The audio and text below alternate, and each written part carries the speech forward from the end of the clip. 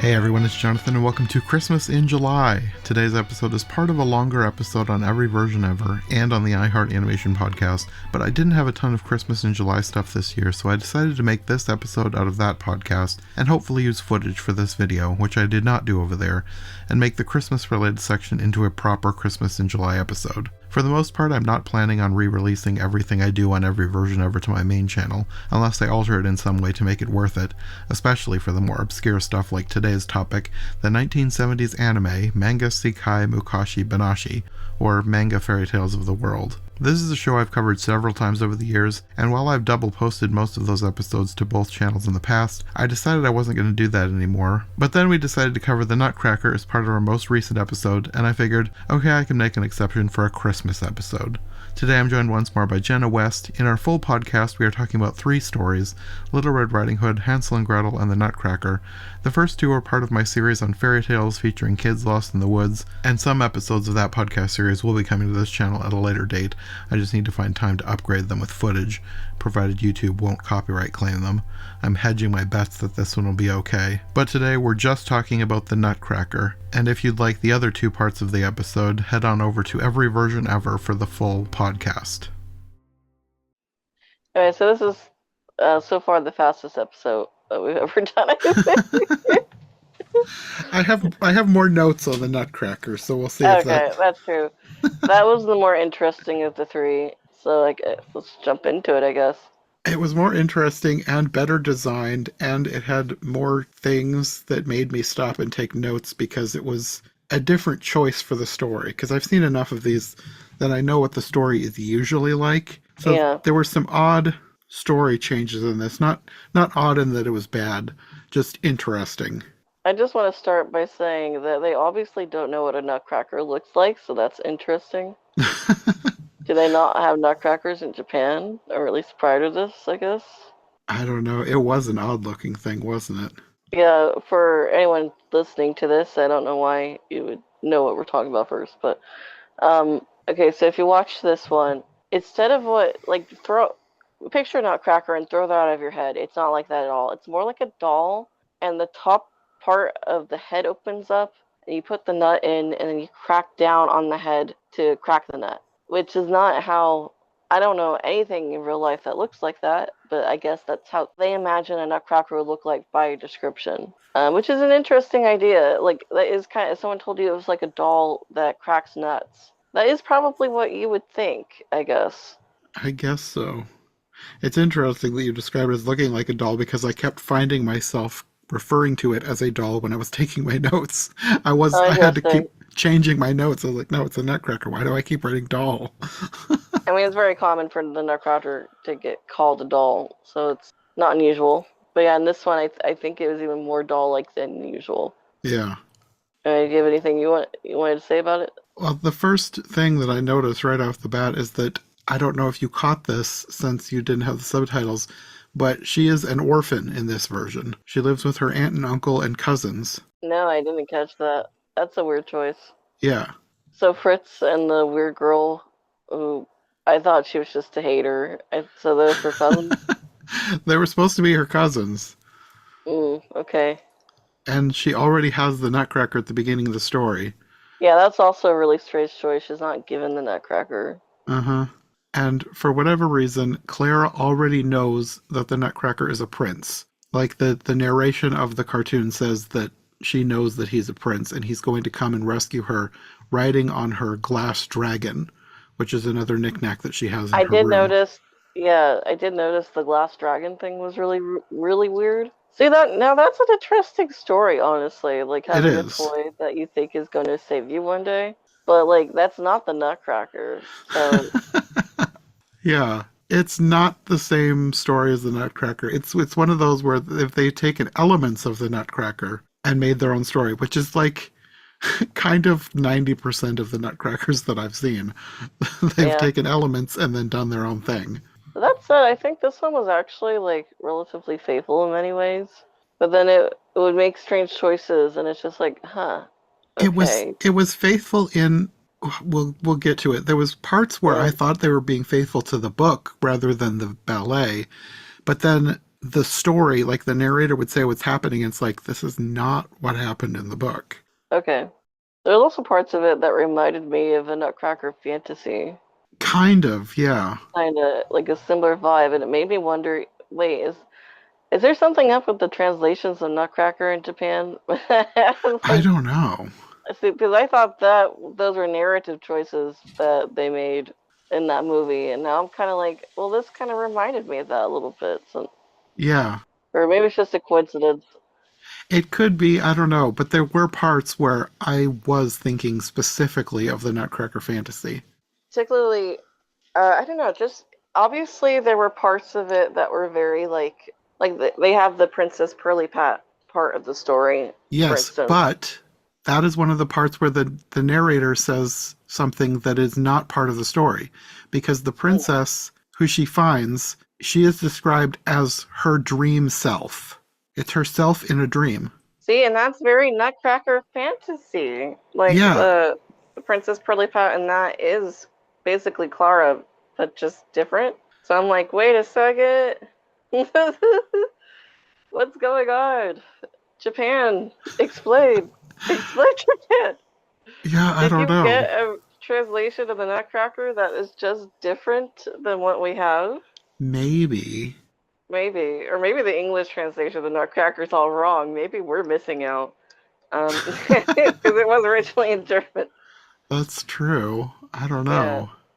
What year was Nutcracker Fantasy? I should know this because I've already recorded a podcast on it. I think it was in the 70s, wasn't it? I think it was 70s, but was it around the same time as this? Yes. Because I'm kind of wondering if one is informing the other or if they are both going off of some odd translation. Well, Nutcracker Fantasy is 1979. I think this was before that, but Yeah, I would assume this is before that because this was early to mid 70s. the Alice was 1977. I don't know about this one in particular. It might have been like the year before or the year after, like 1978. But regardless, most likely before Nutcracker Fantasy. So that is a very strange coincidence. It is. Now I'm wondering if it's a translation thing. By the way, I found out why the caterpillar is often green in Japanese adaptations instead of blue.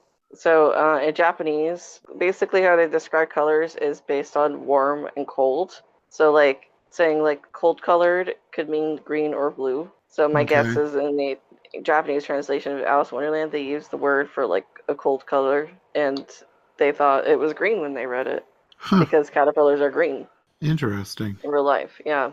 So this part of me is wondering if this is a translation thing where someone maybe the translator described it as a dream self of Marie or Clara, whatever. Yeah, I don't know. I don't know. Now I'm kind of like curious about the English translation, how Drosselmeyer describes Princess Pirlipat or something. Does he say something like a girl like you or something in the original novel? I don't remember that because Princess Prelipat in the original story is not described very flatteringly. She's not Yeah. that nice, and she's cursed to ugliness because of her attitude. Yeah. Today I learned there's a Princess Nutcracker Prince Wikipedia page, but okay.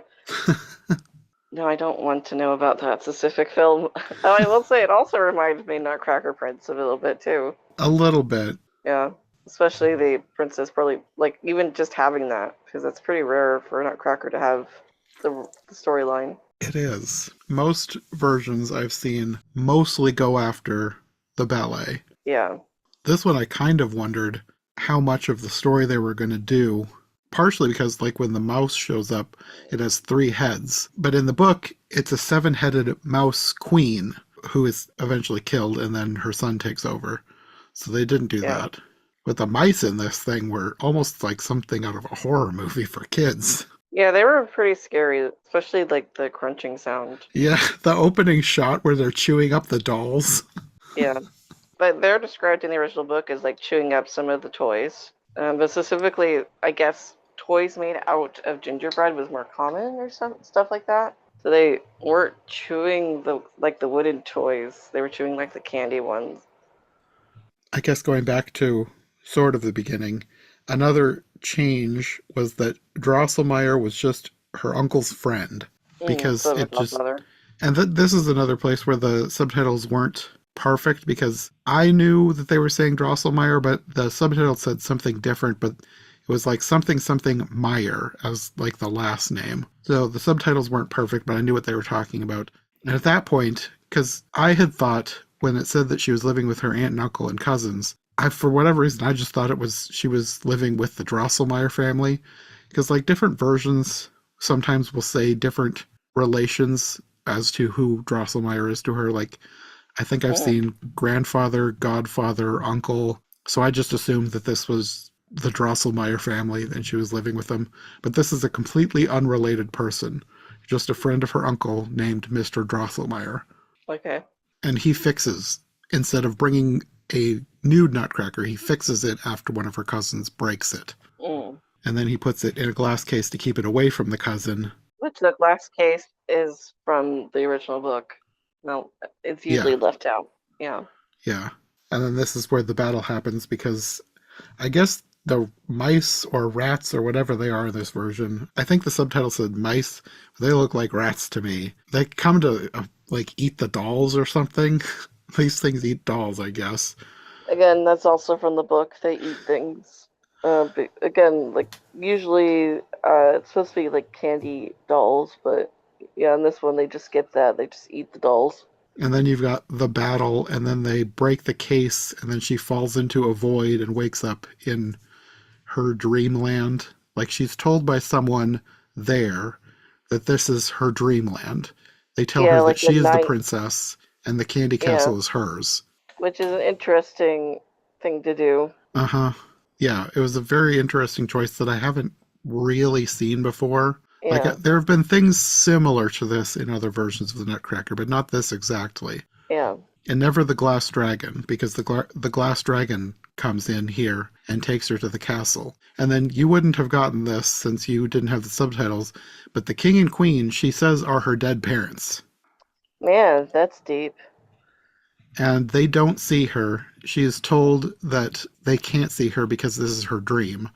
Okay, I think dreams don't work that way, but all right, sure, That's what they, at least that's what the subtitle said. right, But this king and queen are worried about their cursed daughter who has become a mouse. And I don't think the subtitles really say what happened, but you kind of infer that it was the Mouse King that did this. And then this is where it seemed like they were doing the thing from the book because they've got a whole bunch of princes coming in trying to crack the nut with their teeth yeah, to save the princess. Except they specifically say that the nut must be cracked with their teeth, and then whoever cracks the nut must feed the princess mouth to mouth for her to eat yeah, the I nut. noticed that. I don't think I've seen that before. Yeah, that was a strange addition. Other than that, like relatively faithful to the original book, but that was a strange thing. Yeah, well, most versions don't have anything like this, so it was interesting Yeah, that they kept a similar scene, like different context, but a similar thing is happening that happened in the book. yeah. If anything, it gives me more context for Nutcracker Fantasy now, assuming they might have had similar source material. Yeah, it might have, because this is where Yeah, I was getting the most Nutcracker fantasy vibes, because there's another battle, and there's actually, like with the Nutcracker fantasy, there was a stabbing, and I'd forgotten that, and there is a stabbing in yeah, this one too, yeah. I noticed that as well. because the Nutcracker is this boy, and then he shows up, frees the cursed princess, and he isn't the Nutcracker. He looks nothing like the Nutcracker, but Clara knows that he's the Nutcracker. Mm, And then they have a battle, and the princess, the dream princess, dream version of Clara is about to be killed. So real Clara throws herself on the dream version and gets stabbed. And she says it doesn't matter if she dies, the important thing is saving her dream self. And then I think we're supposed to infer that she dies in the dream and then wakes up in her own bed. okay, I guess. I don't think sacrificing yourself for your dream self is a good idea, but okay. I don't know. But her aunt and uncle tell her that she accidentally broke the glass case when she tried to get the Nutcracker back. Yeah, that happened in the book. And then Drosselmeyer shows up again and has a boy with him, which I don't remember if they said who the boy was or if the subtitles were correct. But this is obviously the prince / Nutcracker, and this is where I'm not sure if the subtitles were correct or not, because the prince tells her that he never loved her, at least by the subtitles. I think there was a translation error there, because it feels wrong Probably. to me. Yeah. But then they leave the room, and she asks why he said that, and he said that he was only saying that so the adults don't suspect anything, because he was also in the dream world, and adults forget the dreams when they grow up. And then they look out the window, and they see her castle in the distance, and then they fly off on the glass dragon. Okay, yeah. Yeah. A really bizarre end. It was an interesting version. It That's all I was. can really say. It may be a little too short. Um, I kind of wanted more. I wish we had like an actual translation rather than presumably AI subtitles, because I yeah, really want to know exactly what was going on, and I feel like they needed more context, because this was twice as long as the other ones, but I still needed more because it was so much shorter than any other version that I've seen. context? I don't know her. No. Not a lot with this show anyways. Yeah, it's interesting that there's like no version of Nutcracker that is faithful to the book, like as far as I know. I have not come across one yet, no. Yeah, there's just a few stories like that. Like that's the same thing with Babes in Toyland as well. It's interesting with the Nutcracker. I have found that most versions are not faithful to Yeah, either the book or the ballet. Most versions cherry pick things here and there from both and then make up their own story. yeah, It's an interesting case because you don't usually have two distinct source materials to choose from, and you don't usually have a story that people almost completely make up themselves. Usually with different adaptations of fairy tales, you have a basic plot that you always get, but with the Nutcracker, you can't even really expect the basic plot. yeah, You get elements, but they still do their own thing with it. yeah. Or the way they will like incorporate it is different. Yeah, but it's interesting. Yeah, definitely a unique version. Yeah. It is. I've never heard of Marie or Clara, whatever her name is. Never heard of her being orphaned before. Yeah, this is the first time that I've seen a version where she's an orphan. But yeah, now I kind of want to watch Nutcracker Fantasy, so I might do that after this. It's good. I've watched both versions for the podcast now, and I will say I liked the Japanese one better. The Japanese version is much better than the Delta one. Yeah, Yeah, definitely worth watching. That's yeah. probably, I think that might be my favorite version of the Nutcracker I've seen. Oh, interesting. Nutcracker Prince is probably still my favorite, but I do really like Nutcracker Fantasy. If I could get both of them merged into one, I think I'd be a happy girl. But until I do it myself, it's unlikely to happen. But like they're so close to kind of like. But the thing is, like Nutcracker Fantasy is also kind of weird. They're I both mean, so all close to being Nutcracker versions are perfect. weird. This is a weird Yeah, story. I don't think yeah, there's a I way guess to make a so. not weird Nutcracker. Yeah, I guess it's just too weird of a story. I think Nutcracker Prince probably went the closest to almost being like a great story, like fixing the weirdness a little bit. But then it dedicates too much time to like the pearly plot subplot. So I liked how Nutcracker Fantasy had that still, but kind of did it in a more I don't know. It doesn't feel like the film stops in its tracks when it addresses that. Hmm. Um, like Nutcracker Prince. I also just really I enjoy the dream like element in Nutcracker Fantasy. Yeah. So if I could get the two together, I think that would be perfect. But I'll just keep waiting, I guess. Who knows? Maybe there's another perfect one out there. Maybe. Seems unlikely. I feel like I would have heard about one. Most Nutcrackers kind of fade into obscurity, but Yeah. I would think that if there was one that was universally beloved, I would have heard about it. No, there's no universally beloved one. At some point, I tried to rewatch it again, but I was trying to do it quickly, so I watched it at double speed. Oh my god, the sound of the rats munching at double speed is nightmare fuel. Do not recommend. Now I kind of want to watch it on double speed just to know what it sounds like, because they already sounded creepy. Yeah. It's just- The way the mice were introduced, that whole scene, I was like, if a child saw this who was not used to scary things, I feel like that scene could cause nightmares. There was just something about it. It was just weird and visceral, and I don't know. It was so out of context for most of what I've seen from this show. It's not, they don't usually lean into horror like that. At least the Yeah, episodes I've seen. they've had horror elements, but yeah, that's usually as far as they go. Yeah, that was an odd scene. They did do Frankenstein and Dracula, I think, though. And Yes, I have Dracula them has on a nothing list to of. do with the real like the actual Dracula story. That it's completely different. It's very strange. Huh, interesting. Yeah. Yeah, I've had those on the list for a while because at some point I would like to do a series on versions of like the Universal monsters. Hmm. It's a good idea. I probably won't get to it this year, but at some point it's on my very long list of adaptations to do. If you do Phantom, I'd be interested. Some people consider that a Universal monster. I don't know, but Phantom of the Opera is on my list also. Yeah.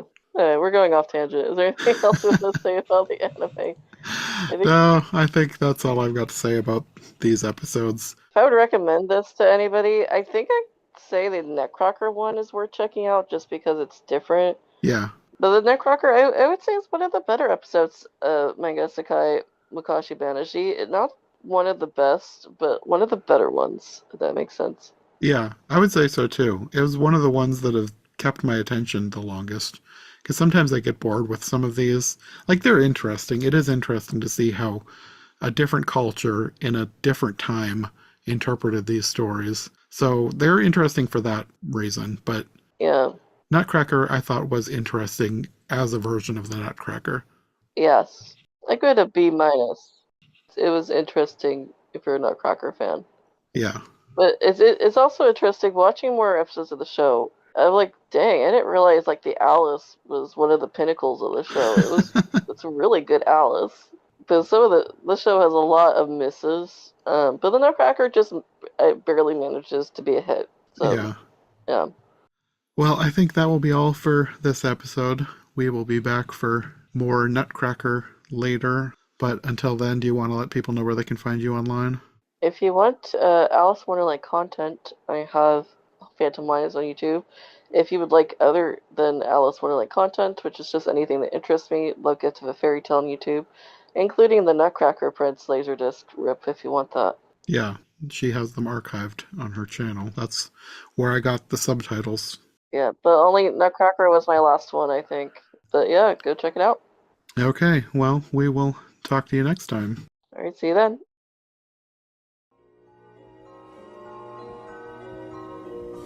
Thanks for joining us for Christmas in July. If you enjoyed this episode, make sure to subscribe and follow my co-hosts as well. All of our links will be in the description below. If you'd like more podcasts like this one, all of our shows are available on YouTube as well as most podcast platforms. If you'd like to support this show, check out Johncast Media on Patreon for everything here, plus bonus and extended episodes you won't find anywhere else. We'll be back soon with another brand new episode, so thanks for listening, and we'll see you next time.